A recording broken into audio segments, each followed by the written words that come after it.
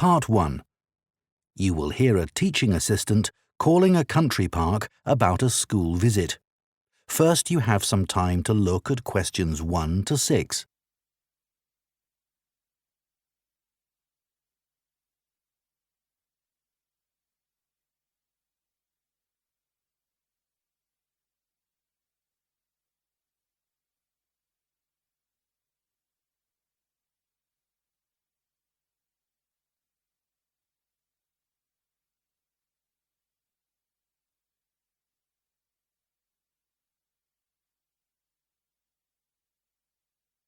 Now listen carefully and answer questions 1 to 6. Good morning, Hitchinbrook Country Park. Sally speaking. I'm one of the rangers. Oh, hello. My name's John Chapman, and I'm a teaching assistant at a local primary school.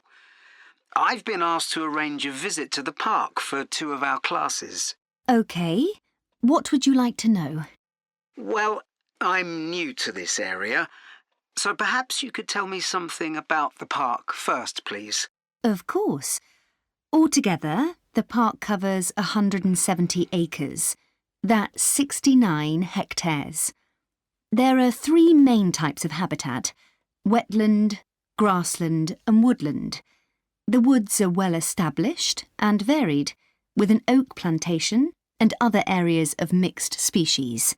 Right. The wetland is quite varied too. The original farmland was dug up around 40 years ago to extract gravel. Once this work was completed, the gravel pits filled with water, forming the 2 large lakes.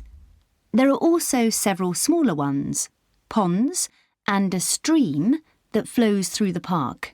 OK, so I suppose with these different habitats, there's quite a variety of wildlife. There certainly is.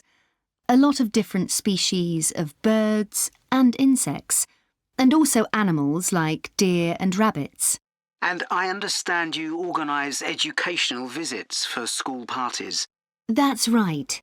We can organise a wide range of activities and adapt them to suit all ages. Can you give me some examples of the activities?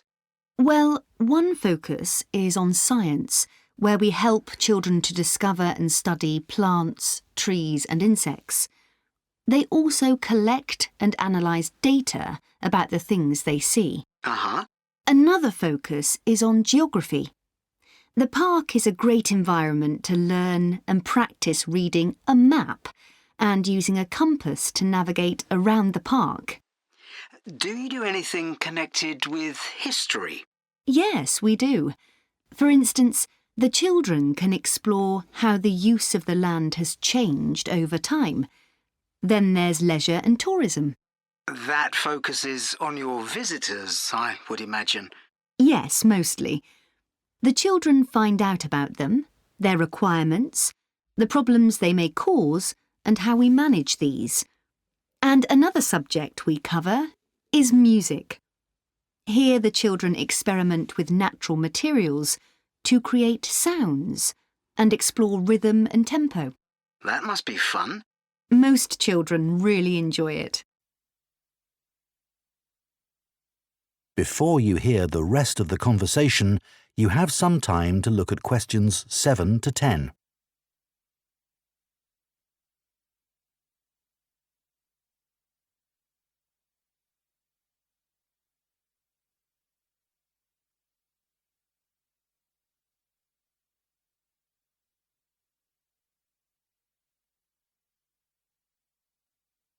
Now listen and answer questions 7 to 10. And of course, all the activities are educational too. Learning outside the classroom encourages children to be creative and to explore and discover for themselves. I would imagine they get a sense of freedom that might not be a normal part of their lives. That's right. And very often, the children discover that they can do things they didn't know they could do, and they develop new skills. This gives them greater self-confidence. It sounds great. So, what about the practical side of it? How much does it cost for a full-day visit? We would expect to bring between 30 and 40 children. If there are over 30, it costs £4.95 for each child who attends on the day. We invoice you afterwards, so you don't pay for children who can't come because of sickness, for example. There's no charge for leaders and other adults, as many as you want to bring. That sounds very fair. Well, thanks for all the information. I'll need to discuss it with my colleagues, and I hope to get back to you soon to make a booking. We'll look forward to hearing from you. Goodbye. Goodbye, and thank you. That is the end of Part 1. You now have 1 minute to check your answers to Part 1. Part 2. You will hear the chairman of Stanthorpe Twinning Association, which organises the link between Stanthorpe in England and a town in France, talking to members about the year's events. First, you have some time to look at questions 11 to 15.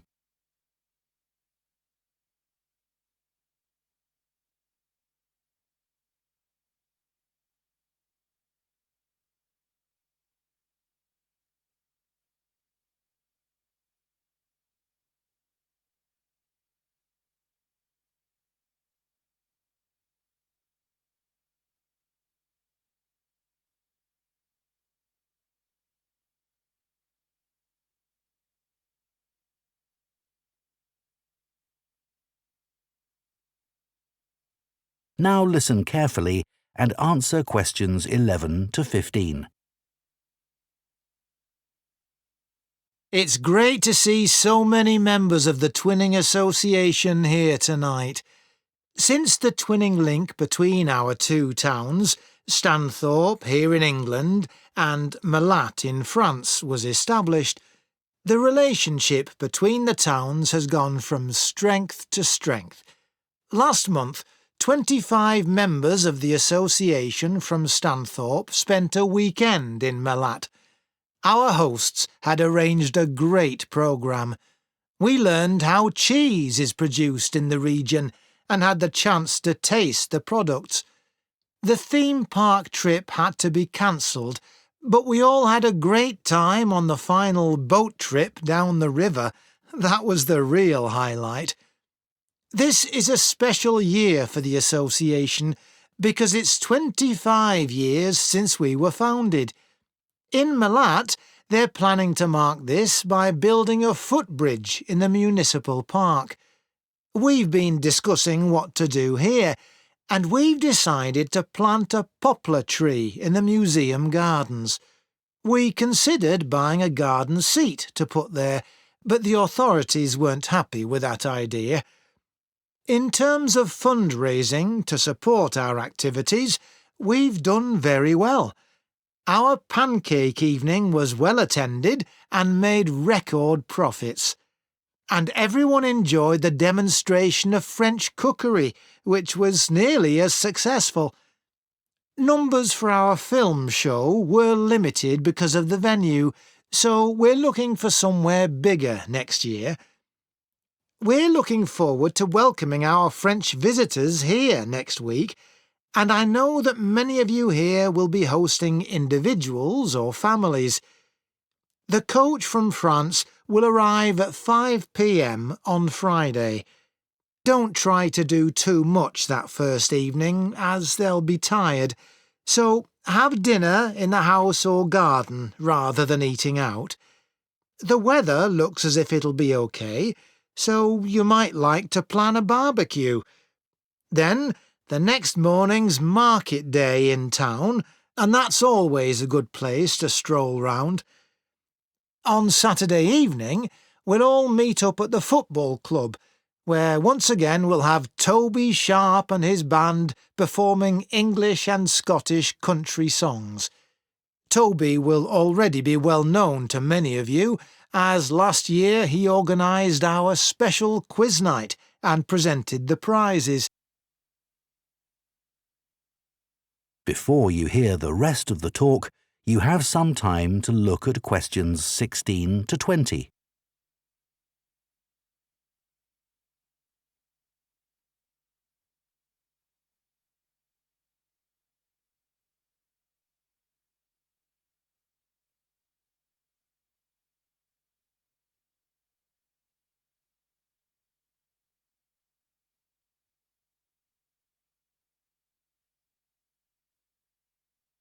Now listen and answer questions 16 to 20. Now, on Sunday, we'll be taking our visitors to Farley House. You may not all be familiar with it, so here's a map to help you.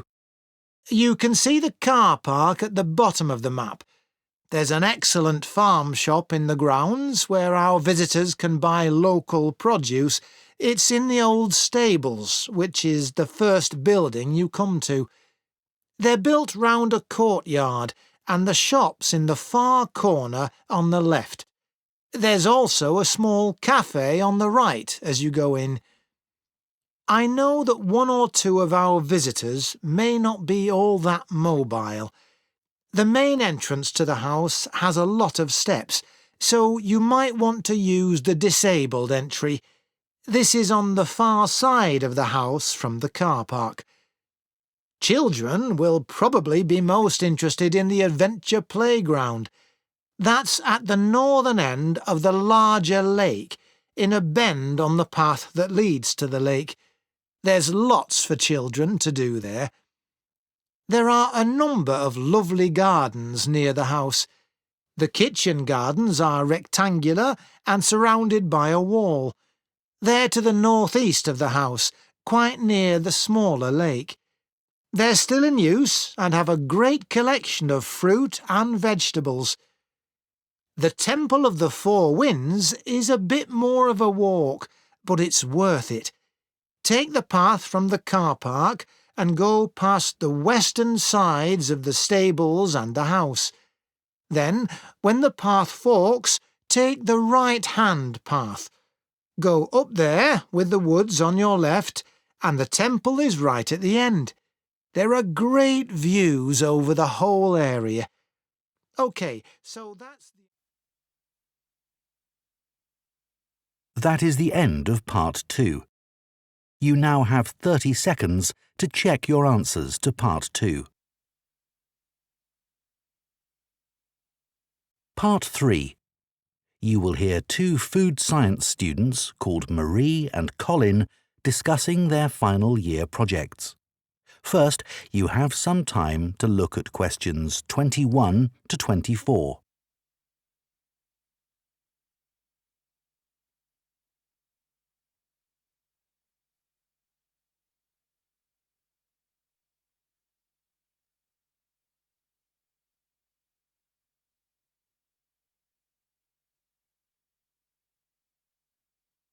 Now listen carefully and answer questions 21 to 24. I haven't seen you for a bit, Marie. No, I've been busy with my project. You're making a vegan alternative to eggs, aren't you? Something that doesn't use animal products. Yes, I'm using chickpeas. I had two main aims when I first started looking for an alternative to eggs, but actually I've found chickpeas have got more advantages. Right. But how about your project on reusing waste food? You were looking at bread, weren't you? Yes, it's been hard work, but I've enjoyed it. The basic process was quite straightforward, breaking the stale bread down to a paste, then reforming it. But you were using 3D printing, weren't you, to make the paste into biscuits? Yeah, I'd used that before, but in this project I had time to play around with different patterns for the biscuits and finding how I could add fruit and vegetables to make them a more appetising colour, and I was really pleased with what I managed to produce. It must have been a great feeling to make something appetising out of bits of old bread that would have been thrown away otherwise. It was. And I'm hoping that some of the restaurants in town will be interested in the biscuits. I'm going to send them some samples. I came across something on the internet yesterday that might interest you. It was a company that's developed touch-sensitive sensors for food labels. It's a special sort of label on the food package.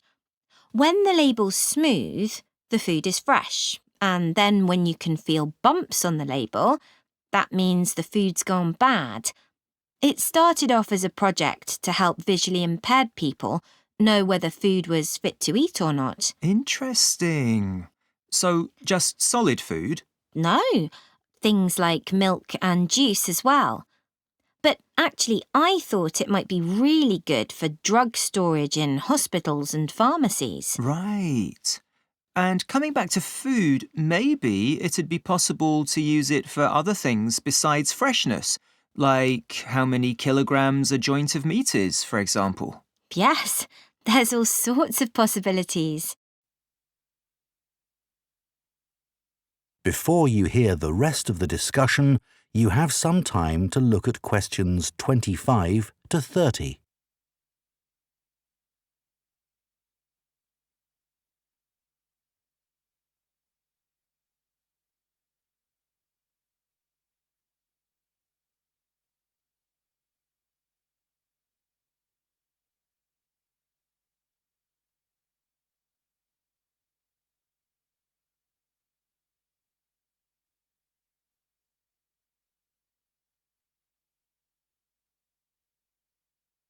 Now listen and answer questions 25 to 30. I was reading an article about food trends predicting how eating habits might change in the next few years. Oh, things like more focus on local products. That seems so obvious, but the shops are still full of imported foods. Yes, they need to be more proactive to address that. And somehow motivate consumers to change, yes.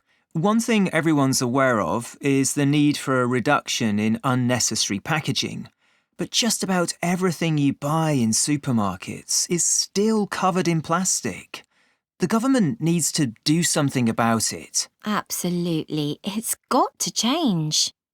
Do you think there'll be more interest in gluten and lactose-free food? For people with allergies or food intolerances? I don't know. Lots of people I know have been buying that type of food for years now. Yes, even if they haven't been diagnosed with an allergy. That's right. One thing I've noticed is the number of branded products related to celebrity chefs. People watch them cooking on TV and then buy things like spice mixes or frozen foods with the chef's name on. I bought something like that once, but I won't again. Yeah, I bought a ready-made spice mix for chicken, which was supposed to be used by a chef I'd seen on television, and it didn't actually taste of anything. Did the article mention ghost kitchens used to produce takeaway food? No, what are they? Well, they might have the name of a restaurant, but actually they're a cooking facility just for delivery meals. The public don't ever go there. But people aren't aware of that. It's all kept very quiet. So people don't realise the food's not actually from the restaurant? Right. Did you know more and more people are using all sorts of different mushrooms now to treat different health concerns? Things like heart problems. They might be taking a big risk there. Yes, it's hard to know which varieties are safe to eat. Anyway, maybe now we should...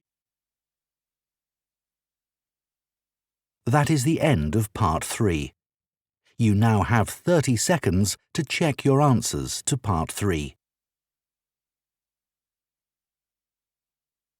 Part 4. You will hear an archaeology student giving a presentation on an important site in Ireland called the Cagey Fields. First, you have some time to look at questions 31 to 40.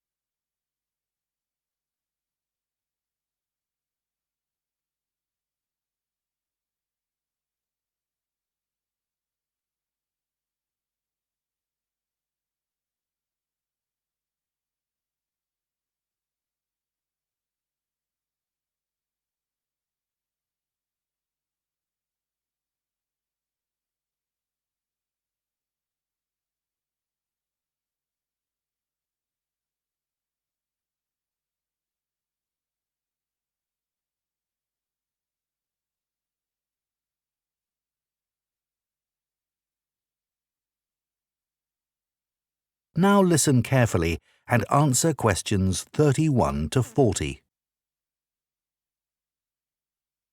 For my presentation today, I'm going to talk about the Keiji Fields in the northwest of Ireland, one of the largest Neolithic sites in the world. I recently visited this site and observed the work that is currently being done by a team of archaeologists there. The site was first discovered in the 1930s by a local teacher, Patrick Caulfield. He noticed that when local people were digging in the bog, they were constantly hitting against what seemed to be rows of stones. He realised that these must be walls, and that they must be thousands of years old for them to predate the bog which subsequently grew over them. He wrote to the National Museum in Dublin to ask them to investigate, but no one took him seriously. It wasn't until 40 years later, when Patrick Caulfield's son, Seamus, who had become an archaeologist by then, began to explore further. He inserted iron probes into the bog to map the formation of the stones, a traditional method which local people had always used for finding fuel buried in the bog for thousands of years. Carbon dating later proved that the site was over 5,000 years old and was the largest Neolithic site in Ireland. Thanks to the bog which covers the area, the remains of the settlement at Keiji Fields, which is over 5,000 years old, are extremely well preserved. A bog is 90% water, its soil so saturated that when the grasses and heathers that grow on its surface die, they don't fully decay but accumulate in layers. Objects remain so well preserved in these conditions because of the acidity of the peat and the deficiency of oxygen. At least 175 days of rain a year are required for this to happen. This part of Ireland gets an average of 225 days.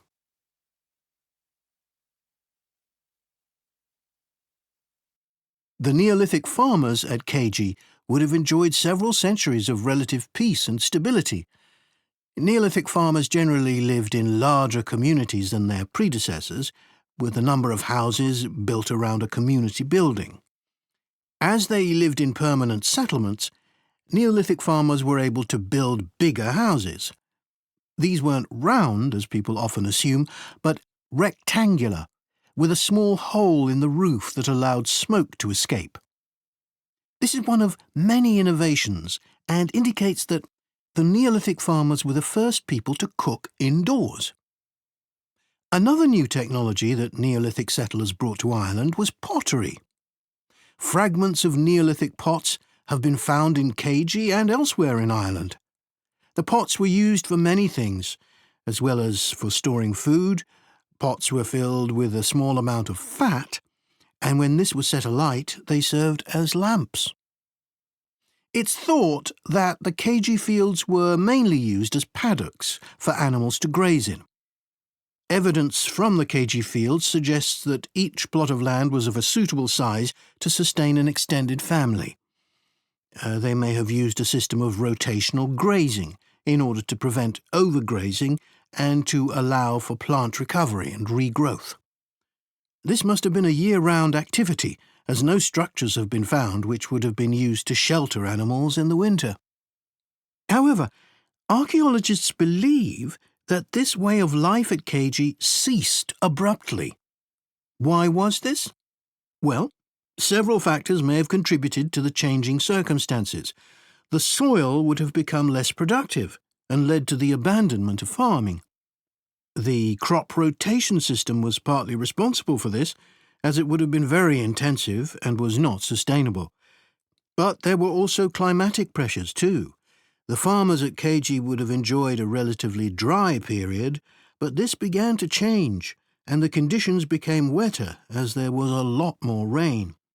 It was these conditions that encouraged the bog to form over the area, which survives today. So now I'd like to show you some. That is the end of Part 4.